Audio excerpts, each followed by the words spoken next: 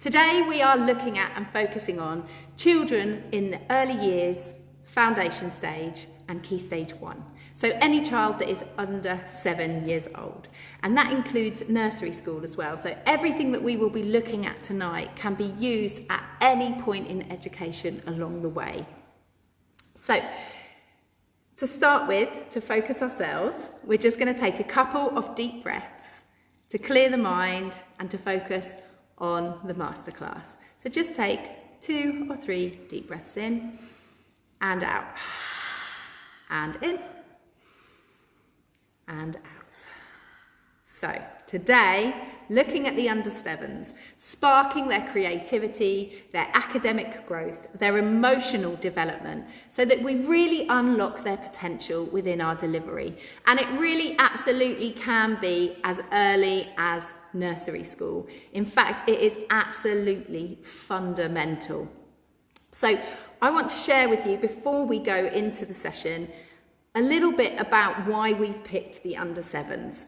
Okay, the reason being is that the subconscious part of our brain closes from the age of 7. So anything that we set as educators within that period of time literally means that we're setting up their pathway and their understanding, their approach and their openness to learning from that point. So our power, which blows my mind every time I think about it, is that we influence their future learning and how they approach it, as well as their personality traits, which is absolutely so important when we consider our delivery. Absolutely. And I just want to remind you guys of the 4 areas of well-being that we look at and we take as our approach. So we have emotional, this is building that self-regulation, that resilience within yourself. We have community, which is building team spirit. We have developmental, which is all about personal growth and aspirations. And then we have physical, which is all about embracing the body, the mind, and the spirit. So every time that we have a positive experience, the brain releases a positive, happy hormone. And there are 4 key players within these happy hormones. Okay, and each of them, when they're released in the body, they create a certain sense, a release that encourages the body to develop further. So when dopamine is released, it is a sense of win and reward creates that release as a teacher. Okay, so when we're communicating, we want them to feel win, we want them to feel that there is a reward, a power within their learning. Endorphins, 2 of the biggest players for the release of endorphins is exercise and laughter. Then we have serotonin, which is about gratitude and feeling valued, and then oxytocin, which is about social interaction and touch. Now, we have a framework that absolutely ensures that all of these areas are released.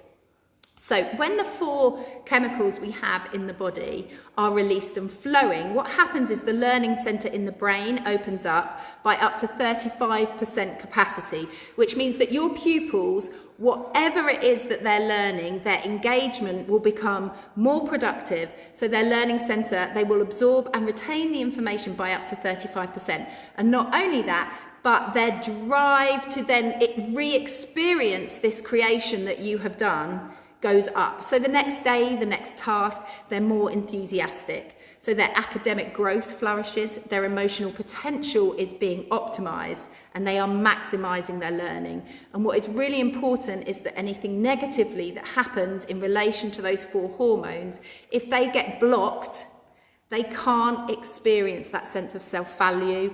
They don't want to repeat a learning activity, and the learning centre starts to shut down in the brain, which as teachers we will have all seen students that literally lock down in front of you. So our framework and what we're going to share with you tonight is absolutely about ensuring that you are keeping those hormones flowing within the way you deliver, so that actually you're preventing that shutdown from your pupils. And the key being that under 7s is that actually if you keep that flowing, their openness to learn at later stages within their education will be far more positive, because they won't have negative learning stories that they can't do things. And that's where those beliefs come from nursery up to the age of under 7. Crazy days. So tonight, my lovely business partner, Bryony, I am going to be handing over to her because she is our early years and Key Stage 1 absolute expert in our company. We all teach in different age groups, but Bryony still teaches in a school 3 days a week. And actually, she is a complete inspiration to me because she is one of the teachers, she's going to hate me for saying this, but she continually grows and expands. And every time we come across new theories, new approaches, new systems to go in our framework, Bryony goes in wholeheartedly, giving it a sense of time to actually embed it into her curriculum and allow her pupils to really, really reach their potential. And with all the pressures that's happening in education now, Bryony has the capacity to stick with things that are and approaches that are sometimes out of the conventional format to allow her pupils to flourish. So I thought there's no better way tonight than to hand over to Bryony. And I'm going to ask her a series of questions that she can share with us, because you've had an abundance of amazing, outstanding observations. And recently, in the last year, Bryony has actually been observed on a sort of external process outside of her school and has absolutely been highlighted for outstanding practice within the embedding wellbeing into her curriculum with the framework in which we work with schools. So she's going to be sharing that through the series of questions that we have to ask. So it's pretty much over to you, and I'm going to ask a couple of questions. So before we go into the framework, can you kind of cast your mind back to when you started teaching and you weren't aware of this process, what you thought well-being was? Yeah, well, well-being was a word that was thrown about a lot, but in terms of what I thought well-being was, I guess it wasn't very specific. So it was more of a generalized idea of well-being. So hoping that my students feel happy and that they are heard, supported. And in your teacher training, you would have heard about Maslow's hierarchy of needs constantly. So I guess it was, for me, those bases of that pyramid. And really, no one taught us about having to inspire and how to allow that well-being to go any further than that, really. So it was quite a generalized moment.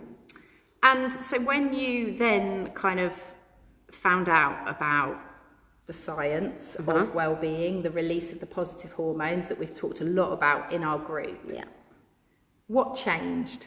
Well, that science, like Meg just explained, was just like the light bulb moment. That spark suddenly made me realise, how have we not all been taught this before as just general human beings? It's like an absolute game changer to understand how the mind works.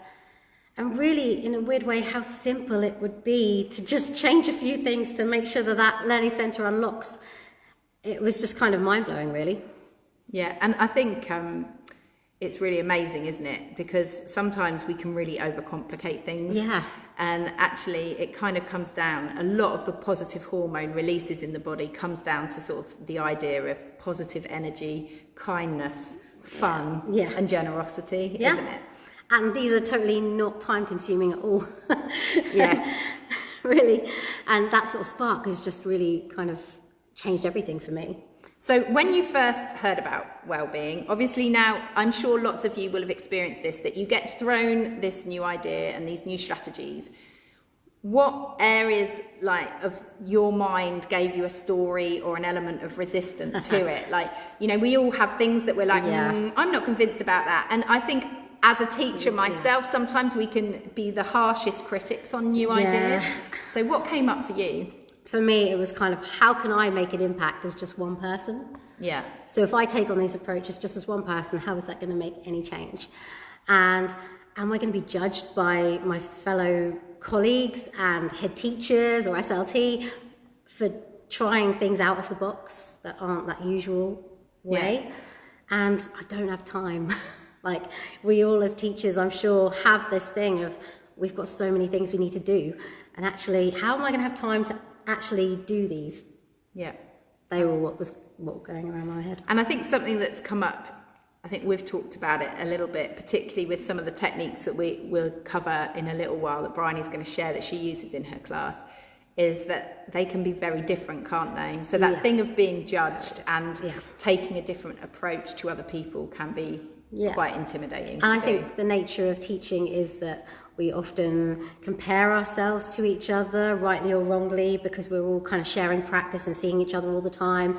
You talk in staff rooms and things. So to actually take a step and do something a bit different, that can be a little bit nerve-wracking at the beginning. But isn't it funny, because we kind of continually ask our children, right, to step out of their comfort zone. Have a go attitude. Yeah, it is absolutely that. So when you then did shift specifically into using the wellbeing framework within your work, what has the impact as a whole been on your teaching? It's huge. Firstly, in myself, because the way that I now approach things, think about conversations or reflections on what's been happening, all of those things have changed dramatically to the positive rather than dwelling on the negative side of things. And every time I do one of the strategies in my classroom, which is constantly, that's doing it for me as well. So every time I do an activity, that's boosting my hormone flow. That's giving me that sense of well-being and that lovely feeling. And so that just re-energizes me, recharges, and actually my patience, I think, has increased hugely, because those moments that maybe are a bit more challenging that we all have, they don't seem so overwhelming. You can cope with them, or actually they've lessened because of the whole class taking the approach. And, you know, I believe in my capabilities much more, because they are releasing, like we said, my hormones as well as my pupils. So the fact that the bonus is that my pupils are now more motivated, they believe in themselves more, they have the energizing capabilities that I've just had as well during those moments, kind of makes my life easier. Yeah. And, you know, having 4-year-olds who have that intrinsic motivation already is pretty incredible. And Absolutely. To watch that happen is really lovely. And that's why we're teachers. We want to see that progression, and to see that is really, really wonderful. And I think to really kind of accentuate the fact that within the framework, Bryony is literally throughout every conversation, every task, you have just shifted elements, haven't you, within your delivery? Yeah. So that what is happening is, as Bryony enters the classroom, there are things to focus her mind straight away, as well as the pupils. So whatever has gone outside, or whatever's gone on in any meetings or outside life, it gets left behind. And so immediately your focus, you become mindful on actually your delivery, rather than carrying your, if you like, I was speaking to a student the other day, and we were describing like all of the emotional baggage from outside life other than your classroom. If that was on a backpack, you have to intentionally remove that backpack, don't you? Absolutely, yeah. Off when you enter that door of your And then classroom. you can give your whole self to those pupils, and everyone's on the same playing field then, and you are completely in that moment and present with those pupils. You're not letting your mind drift into things about what happened in the staff room or before school or after school or whatever it is. You're there for them. And you're wholeheartedly creating a positive learning community. Absolutely. And we all know when you're with someone that's got that infectious kind of happiness, that contagious attitude, what happens then is you pick yourself up to it, because you're all sharing all the time, and that's obviously what you're experiencing right now. And you're creating that beautiful sense of community between you, your other staff members in the room, and the pupils, and it's just wonderful. And the parents, actually, as well. You bring everyone up together. So we've talked about community. So what about the individual learners? So how these collective approaches that you're taking to the class as a whole, what about the little people as separate beings? How are they finding it? It's really wonderful, because you can see each individual thrive in their own way. Yeah. Because each of these strategies gives each pupil whatever it is that they need. And so as you do these strategies as a class, you can see them going, oh, do you know what, I really need that today. Yeah. That's going to help lift me. Like this morning, for example, I had a child who literally was attached to my leg. He just needed that comfort. And actually, after a few of our chants, which I'm going to talk about later, that just gave him enough confidence and that boost to go, do you know what, I've got this. And then was back to normal, back to the community, and it's wonderful. I have another child who's really resistant to writing and reading, and at home he doesn't really get positive encouragement, and he comes into school every day quiet and nervous, and that's every single day since he started with me. But as soon as I've done the morning script and we've done our welcome, again, he's just straight into the classroom. That's all he needs. He needs that space, and then, oh yeah, I'm back here again. I'm in a great place. Here we go. And I know that if and you guys will know your children, so you'll get to know how they work. But I know with this particular child that if we do a group chant, getting everyone going just before I'm about to do a writing task or a reading task, he will do it. And I also know that if I don't do it that particular key moment, he probably won't. He needs that boost. And so I now direct my teaching and when I'm going to do those chants to make sure that I am doing that before he has that moment. And I think this is really important in terms of the under sevens, is that if you're thinking now, and we're hearing that under sevens are already starting to develop that resistance because they've not got that already that self-value and that belief. If we're not addressing that in the classroom, you times that by another 7 years of living and being a 14-year-old at high school. And if they're telling themselves that they can't and they're not getting pulled out of it in the classroom at 4, by the time they then get to 14, they've had 10 more years of repeating that story in their head that they can't do writing. And I actually experienced this with one of my sons. A teacher told him at primary school that literacy was just so much lower for him than maths, to the point that actually, you know, he would do well to get through his year 6 SATs. And he was told that when he was 5 or 6. So I have spent the years beyond that trying to break that pathway of a setting so that actually he can feel empowered enough to go and do his SATs, to go into lessons every day and feel confident enough to give answers because he was questioned. So that is those stories, and what you're doing is releasing a positive hormone for him to feel brave enough to try and know that because he's part of a community, and obviously you're going to talk about the chanting later, but that energy it creates as a group means that he feels safe, right? Which takes you back to Maslow's hierarchy of needs. And also then takes you to seeing the rest of your class encourage each other when they're at their moment of wobble. So with this boy, he knows he finds writing hard, and I now see like some of the children will come past at that appropriate moment will go, wow, Meg, that writing looks amazing, aren't you really great, and then walk off again, and they will just drop in these comments just out of nowhere, no prompt from us, and it is just like heart melting. It is so beautiful to watch. Teaching highs. Yeah, absolutely. And so lastly then, we've talked about the individuals, we've talked about the group. You and your TA, obviously it is a very important relationship for a teacher, and TAs forever, you are the core to all schools. How's it affected you two? Well, I think it's great. We've built this open and honest community with our pupils, and that completely includes the staff in the room. So me and my TA, we share our wins together, we support each other, even through the challenging times, and there's been quite a few. So we all have those moments, but do you know what? We've embraced the fun and the laughter. Our classroom is a fun place to be, and we laugh a lot. And that's not because we're not doing all the things that we're supposed to do, but do you know what? Having that positive, embracing that positivity just makes everything seem easier.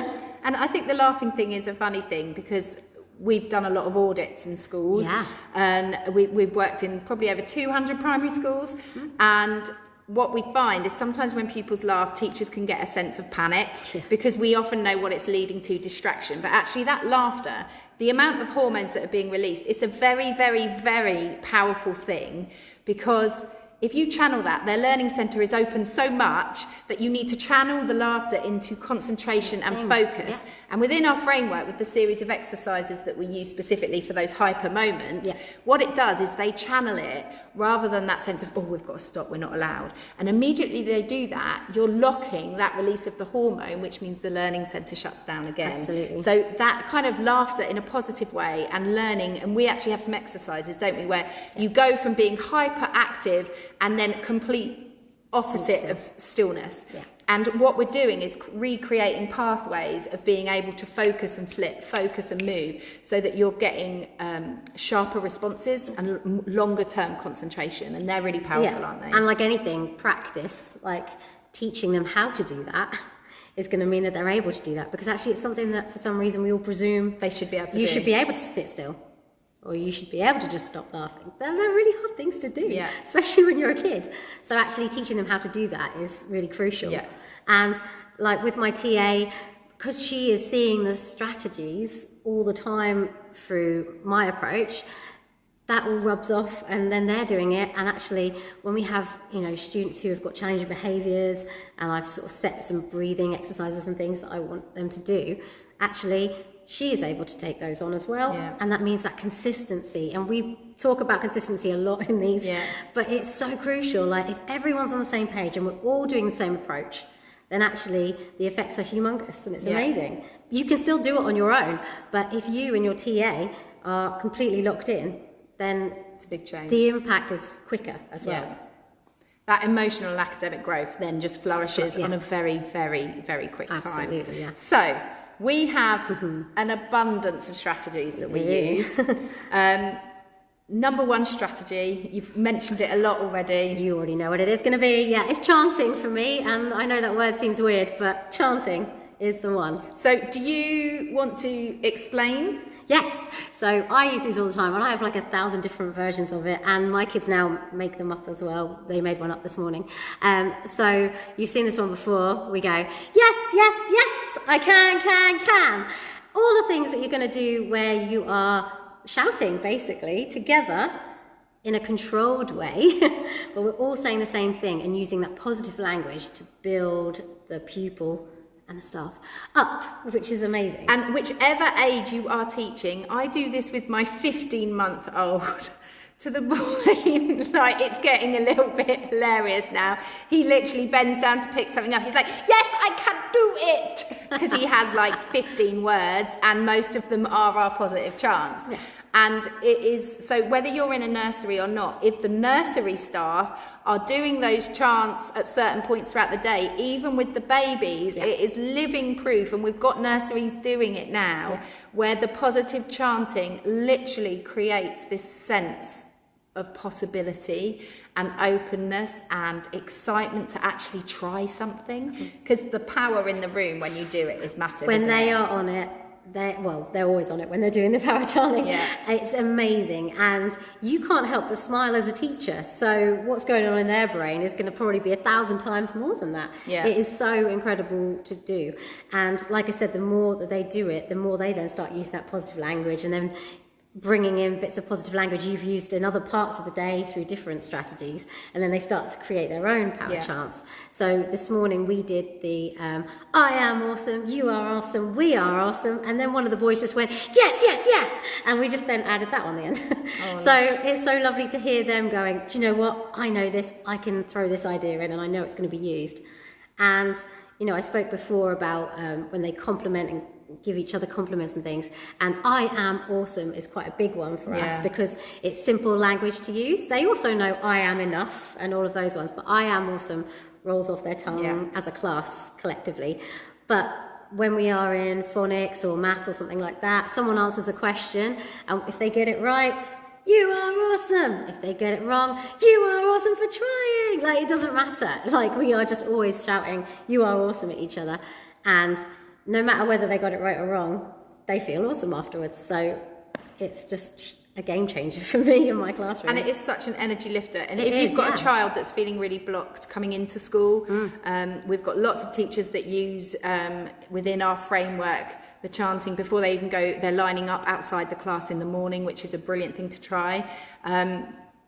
Is that there's sometimes our students that if they've maybe even been crying because they've had a fallout over lunch and they've then come in, they might struggle at the start, don't they? And then slowly, the thing is that collective energy where you've then got this unit going, we are awesome together, regardless of what's happened at lunch. As a class, you unite and bring everybody back in, and that energy creation is pretty immense. It's huge. Isn't it? Yeah, we do a chant as they come in from break outside on the playground, and then we do one after lunch when they're on the playground. So we do it on the playground so the whole school can get involved. So you can see other year groups going, oh, I want to do that, I want to do that, and I want to feel good. So we change which one we do, and we all decide, but we always do it before we even come back in the classroom, because then actually any energy that maybe wasn't so great at lunchtime or break time, that's already gone before they even enter the classroom doors again. Yeah, you've got rid of the cobwebs. We're ready in our safe space. So any hurdles or sort of reasons that you're a bit sceptical about chanting? Well, I think the word chanting, I mean, I try and think of a new name for it, but it is what it is. It is chanting. The name can put you off, because straight away, as soon as you hear that word, you're like, oh, that sounds a bit strange. Yeah. But once you get over that, that's good. The other one I'd say is that you can feel a bit silly when you first do it. I'm not going to lie. You do suddenly feel silly when you're like, okay, I've just explained to them what we're going to do, and you have to really then go for it yourself, and you think, oh, will everyone come with me? They do. And once you've done it once, that's it. They're flying, they're going to do it, and they will take it over for you. But that first initial one is a little bit, but once you've done it, I promise it's really worth it. Because one that we use as well is yes, yes, yes, I can. And actually, you've had some amazing experiences, haven't you, where you actually just see pupils telling themselves that when they're coming over a challenge, and that's very, very powerful. Really and for early years to be doing that. My I've got 4 children, so the second from the bottom is 3.5, and he has started using that a lot.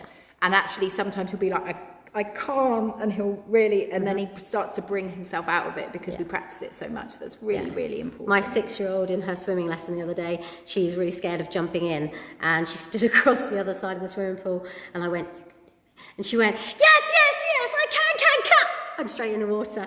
She must have got a mouthful of water from the can, but she got in, and she did it, and she was loving life afterwards. So, you know, it's just overcoming challenges. Yeah, and she did that herself. So, you know, that all this younger end, they can intrinsically motivate themselves, and actually, once they start doing it. We learnt about chanting on a positive psychology course for adults, not just pupils. And we were like, how is this not being used in school? Because it was the yeses originally, because when you say yes, the mind believes it, whether you believe it or not. So it's about reconnecting positive pathways in the head. Absolutely. So you have found role modelling really important. Oh, huge. If I didn't do it, especially that first time, then I don't think we would be on the journey that we're on now. But that means that I do it every time now, and my TA does it every single time. We do not do it now. One, because it makes us feel good. It's really fun. Once you start doing it, you're like, I want to do one. And you might just throw one in just because you feel like you want the little shout out. And I think that's the powerful thing within the framework, isn't it? That actually it's not just about keeping the pupils uplifted, it's about keeping the staff uplifted too. And if you can feel a little bit of energy, then actually you throwing one of those in for you is really amazing. But without that role modelling, the impact wouldn't be as big, because they wouldn't truly believe you're a community. You'd be blocking that community spirit straight away.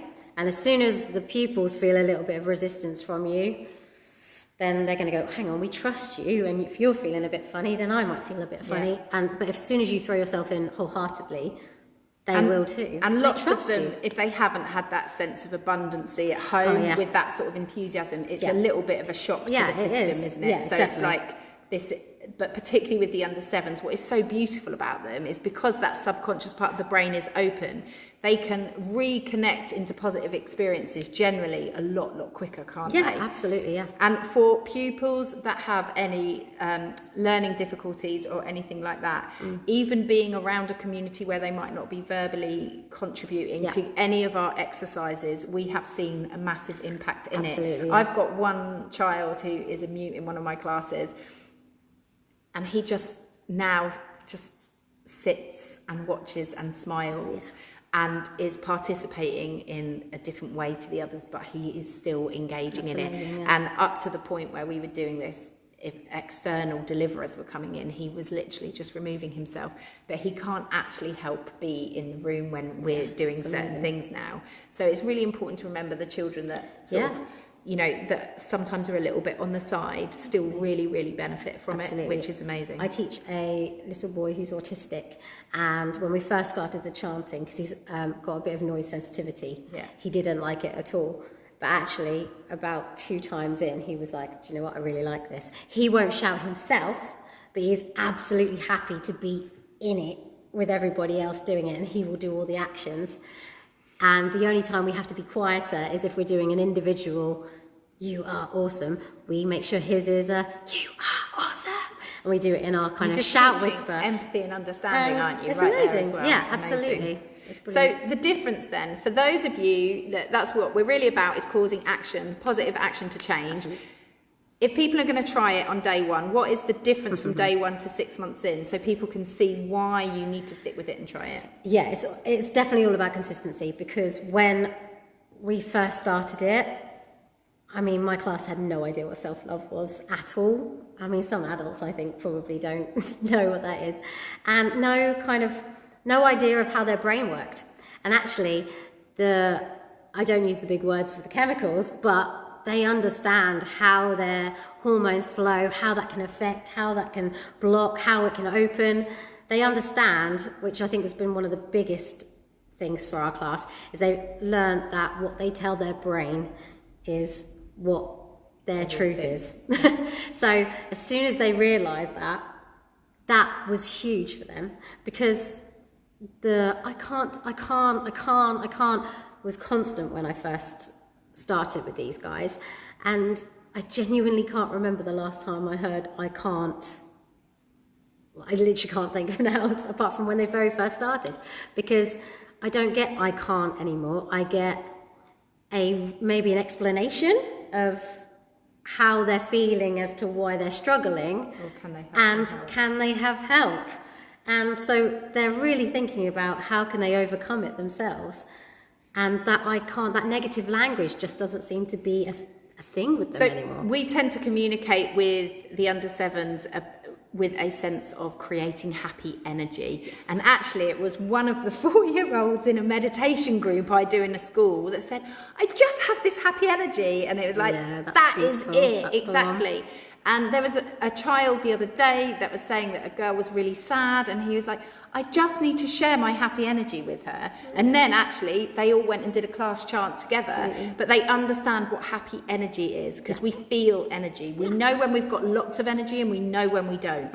And actually it gives them a tool to then equally share when they feel they don't have much energy and they want to have some happy energy, because you can then facilitate them in finding it, which is massive. And that leads on to one of the things, like when we first started, they wouldn't openly compliment each other, and probably not because they didn't want to, but it's almost like we've given them permission to be abundant with their positive language, and we are role modeling all the time.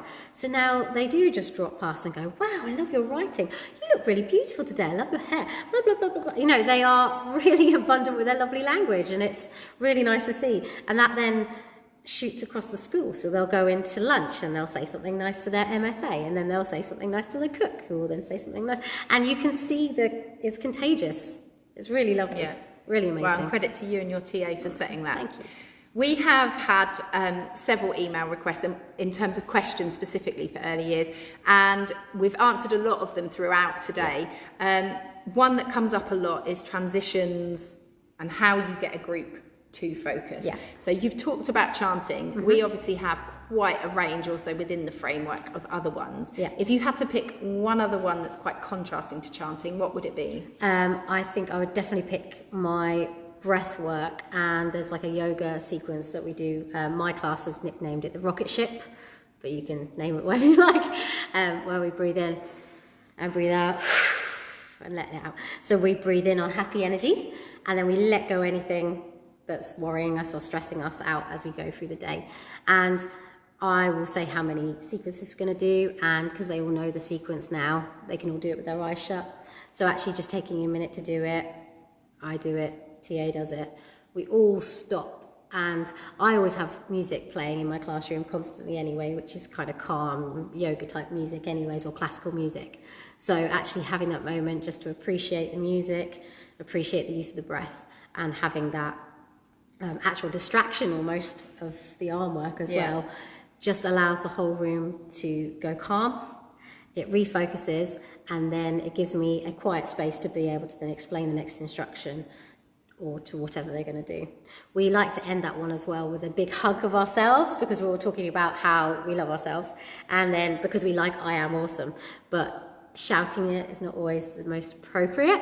So we have one now where we know if we go like that and we put a big smile on our face and open our eyes, that we know that we're all saying the same thing in our heads, and you genuinely can tell that everyone is doing it, because they all get really cozy with themselves about how much they love each other, and then they love themselves, and then bam, you can see that they really believe that they are awesome, which is awesome, because then we go into the next thing, whatever that may be, and they keep that energy and that focus straight away. It's really lovely. One group, and you can even get them sometimes to count. So the chemical release in a hug, it takes between 17 and 20 seconds for the chemicals to release, whether it's from a hug from someone else or yourself. So you can actually get your class to count up to 20 or backwards from 20, depending on the group that you're doing, so that actually you're even getting some numeracy in there as well, which is fantastic, isn't it? Brilliant. And the breathing one that's just slightly different to Bryony, that if they're sitting to go into assemblies or carpet time in a nursery, if you have them with their legs crossed and their hands stretched over their knee and their fingers are doing this, which is activating all of the muscles in their hands, we call them fireflies, and they sit and they breathe in and out and just have their hands going over their legs. And one early years group has started every time in assembly. They have parents visit their assembly every week, and they all just go in now, and every carpet time, whenever. So it channels their energy, so the fidgeters feel like they've got something to do, but equally you are strengthening their hands for writing at the same time. Absolutely. And they're all doing their steady breaths to create their happy energy, because their teachers are impeccable at embedding it, like Bryony and her team. So they're really only two of the strategies, with a tiny bit of yoga that we look at within our framework. And the framework is based all about science, all about maximising potential emotionally and academically to really unlock the individual in every child, as well as creating a positive team. So what we're going to ask you to do after this training is to absolutely either give the breathing, whether it's the yoga or the firefly or the chanting, pick a chant. If you're not sure and you would like one, please get in touch with us and we will share a range of them with you. Give them a go. It takes 21 days to really build like a set routine. Bryony is 6-7 months in with her group. I'm, the same from September. Some I had before the summer, so they're even escalating at a higher rate because they've been doing it longer. Pick one of the things we've talked about in the video today and give it a go, because small steps lead to massive change in the long term, and that is how you can really shift your class, isn't it? Absolutely. And when you're seeing your children all day, if you pick the breath work, the chant, the fireflies, think how many times you can get that in just one day. That 500 repetition to build that habit, that's going to not take you that long before they start doing it themselves. You will see the impact very, very Go quickly. on a journey with them. Share why you're doing it. You want to create happy energy and you want to explode with brilliance with them, and they will jump on with it. They will. So please keep in touch. You can message us, email us at hello@investedwellbeing.co.uk and share your stories. And we'd love to hear from you, and we hope we found this training helpful.